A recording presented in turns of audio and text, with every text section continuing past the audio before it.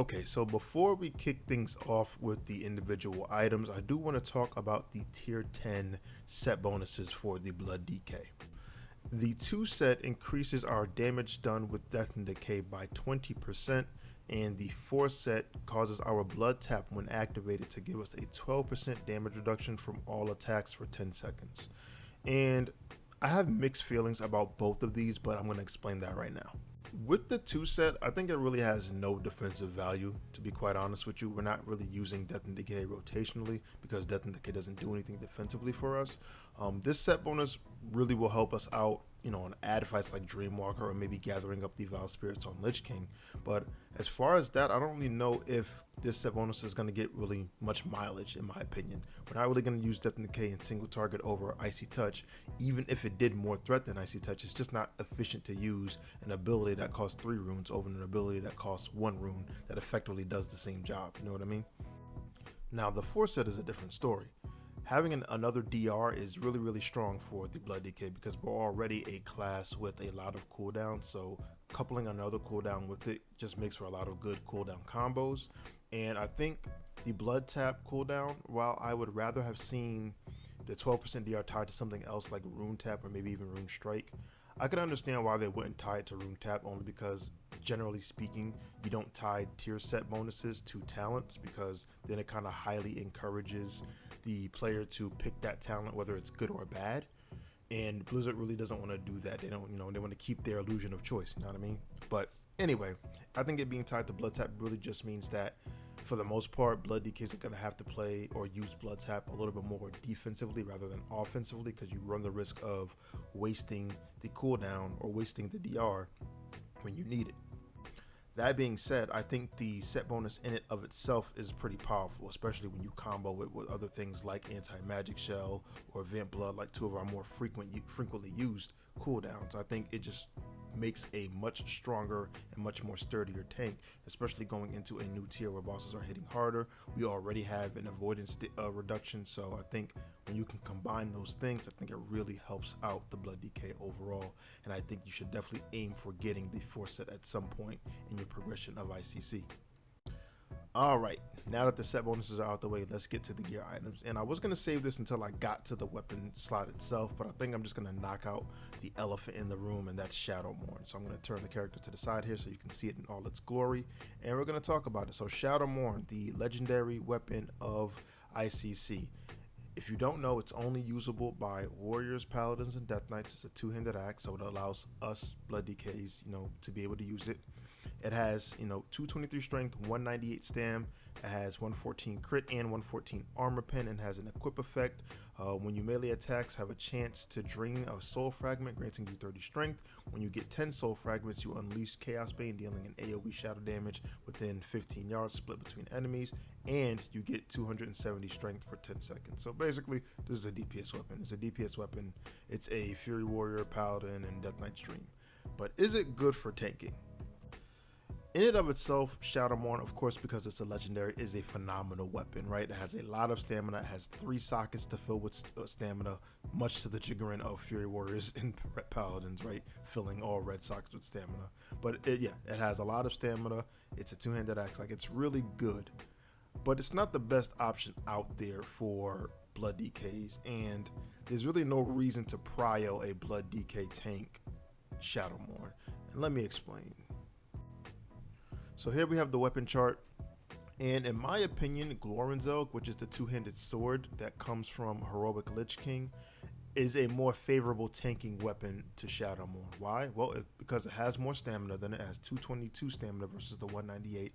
It still has the same socket number, and it has expertise instead of armor pen, which is a much more useful stat to us than armor pen. Now, sure, you lose the proc effect, you lose the added, threat component to it, the added damage component. Some would even say because you're losing out on the strength, you're losing, that much parry. Whatever excuse you want to make. I still think Glorinzelg, let me scroll down a little bit. Glorinzelg is the better tanking weapon when it comes to survivability for the Blood DK. Now, that's not to say that you shouldn't aim to get Shadowmourne. By all means, listen, I'm going to try to get one too. We have a lot of Red Paladins and Warriors in my guild, but, I think once we outline the actual DPS who are going to use it, I'm pretty sure I can get my hands on one before Cataclysm comes into effect. So keep that in mind. But like I said before, is Shadowmourne a great tanking weapon? Yeah, sure, it's great. It's a legendary. You can definitely do some work with it. Is it the best? In my opinion, not really. We'll talk about some of the other weapon choices once we get to that slot, but I just want to, knock out Shadowmourne real quick. Alright, so let's start with the helm. And in the helm slot, I have the Sanctified Scourgelord Face Guard, which is the tier helm. And I'm going to start by saying that ICC is a tier that has a lot of great off pieces. So chances are before you get the 25-man heroic tier pieces, you're going to be using a lot of off pieces. But that's okay because, like I said, they're really, really good. So starting with the helm, the off piece in this slot is the Broken Ram Skull helm. This comes from Lady Deathwhisper. It's the second boss in the tier, so chances are you're going to see this pretty often. And that's okay. You should aim to get it. However, I choose the tier helm for really because while the Broken Ram Skull helm is pretty good, it's not the strongest off piece in my opinion. There's other off pieces in other slots that are stronger, so you should opt to get those, or at least I'm going to opt to get those. But that's not to say that the Broken Ram Skull helm is weak. I think it's very strong. I think it's arguably stronger than the tier helm. And if you look at the differences here, the Ram Skull helm has defense, dodge, and hit. The tier helm has defense, dodge, and parry. So the tier helm has a lot of avoidance on it. The Ram Skull helm has that hit component, which you know how I feel about hit. It's pretty important. I like to err more on the higher side of hit than the lower spectrum. And it has more dodge on it than the Scourgelord helm, which, we're getting the Chill of the Throne debuff. It's going to reduce our dodge by 20%. So having more dodge is always a great thing. But like I said, because I think there are stronger options in other tier slots or other slots, this kind of gets falling to the wayside. However, you're probably going to see this helm way before you see the Sanctified helm. So you probably should pick this up anyway and use it because it's a really good helm. Next, we have the Noose of Malachite. It's the next slot item. This comes from Dreamwalker, and it's a pretty great neck piece. I think the only comparable neck piece is the neck from Rotface, the Bowel Encrusted Medallion. The major difference here is that the Encrusted Medallion has armor on it, whereas the Noose doesn't have armor on it. It has that extra hit rating and has a little bit more defensive and avoidance stats. So you kind of got to pick your poison. Do you want more effective health, which is what the armor is providing, or do you want more avoidance? Here, I would opt a little bit more towards the avoidance side. Again, we're getting the Chill of the Throne, and I don't want to be hit starved, so I think the Noose of Malachite is the winner here. However, once again, you probably might see the Bowel Encrusted Medallion before you see the Noose of Malachite. Just depends on your gear progression, or not your gear progression, but your boss progression. So if you kill Rotface before you kill Heroic Dreamwalker, just depends. You're good with either or. I'm choosing the Noose of Malachite. Next, we have the shoulder slot, and in this case, I have the Sanctified Scourgelord Pauldrons. And again, there's a nice contender for this slot, and that's the Bone Guard Commander Pauldrons. This comes from the gunship, or loot ship, if you like to call it. And I think, for the most part, more or less, the Bone Guard Commander Pauldrons are better than the Scourgelord Pauldrons. However, they're not better than the off-piece that I picked. So we're going to talk about it. They're pretty close. You're not wrong going with either or, but let's talk about it. So the Sanctified Scourgelord Pauldrons has 1 red socket, 192 stamina, has defense, dodge, and parry. The Bone Guard Commander Pauldrons has 180 stamina, so a little bit less, but it has that second socket bonus, and it has also defense, dodge, and parry. Now the secondary stats, they're pretty interchangeable. They pretty much are the same. Like, you get 271 stats on 163 with the tier, you get 263 stats on 171 stat with the off tier. You get that extra socket for more effective health, but again, I think this is the weaker piece than the actual off piece. So we'll talk about it. Again, there's a lot of strong options, a lot of things to mismatch and combine, and once again, you'll probably see the Bone Guard Commander Pauldrons before you see Heroic tier. So keep that in mind. When you see this drop, you should probably scoop it, and fear not, let me just click on this real quick. The off pieces look exactly the same as the tier pieces. Like, I can click this. See, they look exactly the same, so you don't got to worry about looking crazy. But let's go back.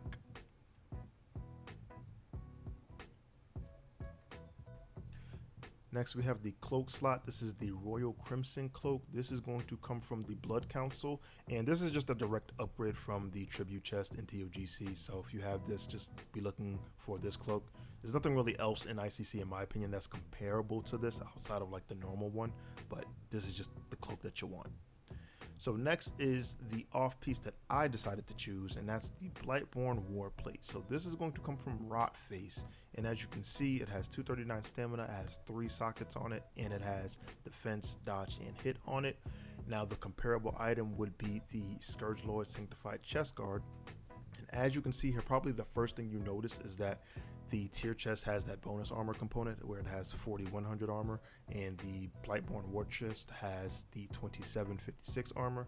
So you have to compare, all right, do I want the extra bonus armor, which is about 1300 armor, versus the extra socket, the extra hit, and the extra defensive or avoidance stats? In my opinion, the Blightborn Warplate is better than the Scourgelord chest because I think the extra socket, the extra stats, and the extra avoidance is better than just the scaled up armor, which is going to get reduced because armor has DR. Just my opinion. Now on high physically damaged fights, like maybe heroic Deathbringer Sarfang, maybe heroic Festergut, maybe even the Lich King because he does hit pretty hard, the tier chest might be the way to go. But I think in most cases, the Blightborn Warplate is going to be better. Alright, next we have the Bracers of Dark Reckoning. Now these are going to come from Lord Marelgar, so hopefully you'll see these pretty early. And there's really no other bracer that's really close to this. I think they have listed, yeah, they have the 10-man bracers listed. It has a little bit of bonus armor, so it has a little bit more armor than the 25-man heroic ones. It has defense and dodge, which are really good stats, but the other one has defense, dodge, and parry, and it has more stamina. Now that extra stamina kind of gets evened out by the extra armor on the Gargoyle Spit Bracers. However, as we all know, armor only stops physical damage. Stamina is a health pool increase, which is good for both physical and magic hits, so keep that in mind. I think the Bracers of Dark Reckoning are better by and large than the Gargoyle Spit Bracers. However, if you got the Spit Bracers, you're still in a pretty good position. Now, we talked about Shadowmourne already, so I don't have to go there, but we can talk about some of the other weapons that you're likely to get. In my opinion, in the tier, like I said before, I think the best tanking weapon is probably Glorinzelg from the Heroic Lich King. It has the most stamina, has more stamina than Shadowmourne even. Shadowmourne has 198, this one has 222, has 3 sockets, it has crit, has expertise on it, so it's a really, really good weapon. If you're a human, you get that little bit extra expertise because it's a sword, so keep that in mind. But Glorinzelg is probably the best blood tanking weapon by far. However, it's not the first weapon that you're probably going to get along the gearing phase. That weapon probably comes to Brintroll. Brintroll comes from Marelgar. It has 173 stamina, so it has noticeably less stamina than some of the higher options. It has 3 sockets on it, and it has a pretty nifty little chance on hit to help lifesteal, which obviously is part of the whole Blood DK motif, healing back. So you can look at it like that. And like I said, Brintroll is probably going to be the direct upgrade from Shadow's Edge, which is the prerequisite to Shadowmourne. So this is probably the first upgrade you should be looking to get outside of 10-man. But you're not going to keep Brintroll forever. And I think if you're looking at the best of the best, you don't look no further than Glorinzelg. Next, we have the hand slot or glove slot, whatever you want to call it. And in here, I have the tier. We have the Sanctified Scourgelord hand guards. And I don't think there's really any other glove that's too comparable to it. They have Taldaram's plated fists, but the problem with this is that not only does it have, you get the bonus armor from having the gloves, you do get more avoidance with Taldaram's, but you get the important hit factor and you still get a socket. Even though it's not 2 sockets, you still get that socket from the tier gloves. And because it has that bonus armor, because it has more than 1k bonus armor on gloves, it's just like the extra stamina and the extra socket, it doesn't really equate, right? Like from Taldaram's, like the extra socket doesn't really equate in this case, only because it's gloves, because gloves are statted lower than other pieces. I know I kind of defended the Blightborn in the opposite direction from the tier chest, but because these are gloves and these are statted a little bit less than like chests and legs, kind of want to lean with the more stats in this option. So that's why I picked these Scourgelord handguards. Next, we have the belt slot. We have the Belt of Broken Bones. This is coming from Fester Gut, and this has 180 stamina, 2 sockets, a red and a blue, and it has defense, dodge, and parry, which is all the avoidance stats. Now, I will say this, even though I think this Belt of Broken Bones is the best in the tier, the Iron Rope Belt of the Mirjar, or Yamirjar, whatever you want to call it, ain't that far off, and it comes from 10 man. So looking at it, it has 2 blue sockets, so you'd get that socket bonus, so it kinda nullifies the extra stamina that the Belt of Broken Bones has. And it has defense, parry, and hit, so it's a pretty good hit swap if you actually need that extra hit. Now you'd be losing dodge, which is kind of scary because we already lost so much dodge, so keep that in mind. It's not really good on the defensive tip, but I think for a close health equivalent, plus getting that extra hit swap, the Iron Rope Belt isn't bad, so keep that in mind. If you have the Iron Rope Belt or you just can't seem to get the Belt of Broken Bones to drop, hunt for the Iron Rope Belt. It's not a bad belt at all. Next, in the leg slot, we have the other tier item. We have the Sanctified Scourgelord leg guards, and I do want to talk about the off tier item real quick. I think honestly, comparatively speaking, this is probably the weakest, and what I mean by weakest is that it's closest in value to its tier equivalent, right? So not having the leg guards of Lost Hope or having the tier over the leg guards of Lost Hope isn't a big drastic loss. As we can see here, the leg guards of Lost Hope have a 3rd slot. They have defense, dodge, and hit on them. They have a little bit less stamina than the Sanctified Scourgelord leg guards, which has 251 stamina to, compensate for the lack of that extra slot, or extra gem socket, sorry. And it has defense, dodge, and expertise. And expertise and hit kind of go hand in hand. I think the great equalizer here is that there's so many other hit options from other pieces, and there's not really that many expertise options that the expertise here, in my opinion, has a little bit more value. The other stats are kind of just swapped, right? So the Lost Hope pants have 106 defense and 122 dodge, whereas the tier pants have 122 dodge and 106 defense. So it's pretty much the same thing. But like I said, the differentiating factor is the expertise versus the hit. And like I said, I think because there's so many other hit options and not too many expertise options, you go with the expertise option here. Pretty close legs though, pretty close in value. Next, we have the boots. We have the Grinning Skull Great Boots. These are going to come from Dreamwalker. There's a lot of stuff. Side note, there's a lot of stuff that comes from Dreamwalker. But anyway, the Grinning Skull Great Boots has 2 sockets on it, 180 stam, defense, dodge, and expertise. Again, just talking about that expertise. And there's not really that much of a comparable boots option. Like the next best thing is the normal version, which is pretty comparable, evidently. The next you have is the Scourge Fang Stompers. This comes from 10-man Sindragosa. These are pretty good as well. They have 2 blue sockets, so you'll get that socket bonus. They have hit instead of expertise. They have a little bit more dodge, a little bit less defense, a little bit less armor, a little bit less stamina.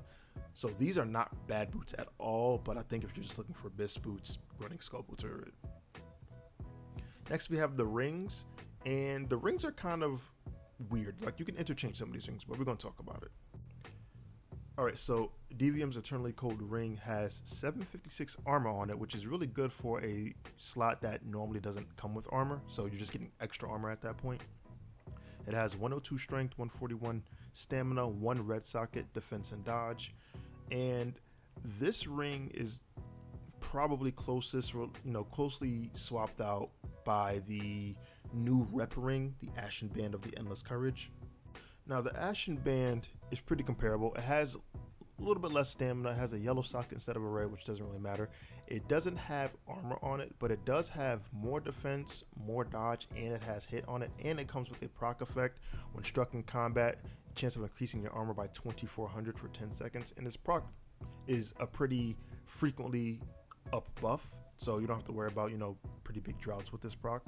However, I think the reason why Devium's Band is better is, well, one, if you look at the proc and you look at the flat armor that Devium's has, 756 is about 30% of the proc already. You're already getting 30% of the proc at all times. So it's always active. Whenever you need it, you have that extra armor.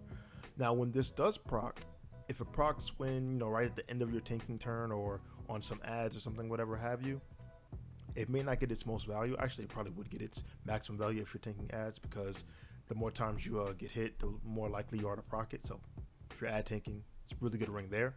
But outside of ad tanking, I think having the always active armor is going to be better than having the proc armor, if that makes sense. You know what I mean? Like always having 30% of the effect versus there are going to be times where you don't have the effect and you're just getting hit a little bit harder. So keep that in mind. Not saying that the Ashen Band is bad, by no means. It's a great ring. Like I said, it has more defensive stats. It has the hit rating, which is really important. It has hit in the ring socket, which is really, really good.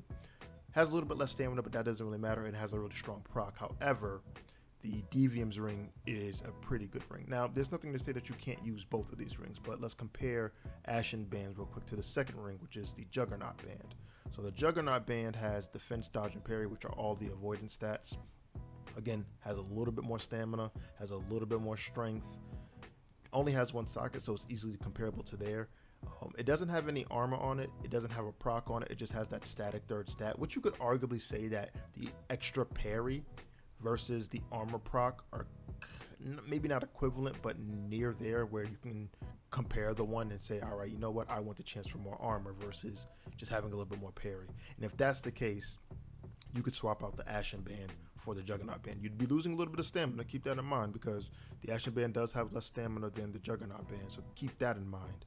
And you're losing a little bit of active avoidance, or not active, but passive avoidance, because you'd be losing the flat parry for a proc on armor.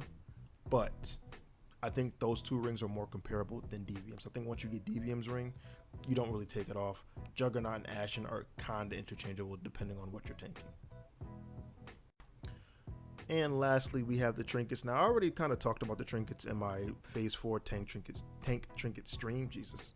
So you can kind of go check that out if you want a really in-depth breakdown of all the tank trinkets. But I'll talk about the ones that I have equipped here. Syndragos's Flawless Fang, I think, is the best tank trinket in the tier, in the game. It has 258 stamina, has the most stamina of all the trinkets, and it has a really good effect on use effect. Increases the resistance to basically all schools of magic except Holy by 268 for 10 seconds on a 1 minute cooldown. It's basically a trinket version of anti-magic shell, so it's a really, really strong trinket.